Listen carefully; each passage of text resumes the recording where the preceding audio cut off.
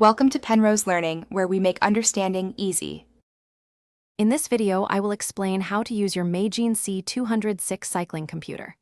To begin, power on the device by pressing and holding the left button for about 2 seconds.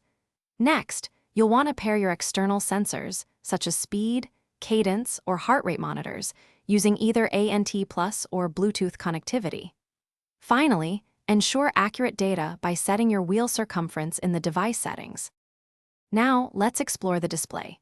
You can personalize your experience by customizing up to 5 data pages, with each page capable of displaying up to 4 distinct data fields simultaneously.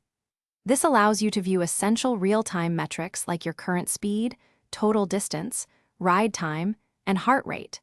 Simply use the right button to effortlessly navigate through these various data pages during your ride. Ready to ride? To start recording your activity, simply give the left button a quick, short press. When your ride is complete, stop recording with another short press, then hold the left button for about 3 seconds to save your valuable ride data. Afterward, easily sync all your recorded information to the Magene utility application via Bluetooth for in-depth analysis and tracking. Finally, let's talk about power and care. To recharge your Magene C206, simply connect it using a standard USB-C cable. A full charge takes approximately 2 hours. Once fully charged, you can enjoy an impressive 30 hours of continuous riding time.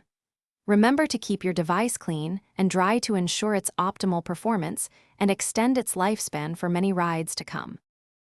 Thanks for watching. If this was helpful, leave a like and consider subscribing. See you next time.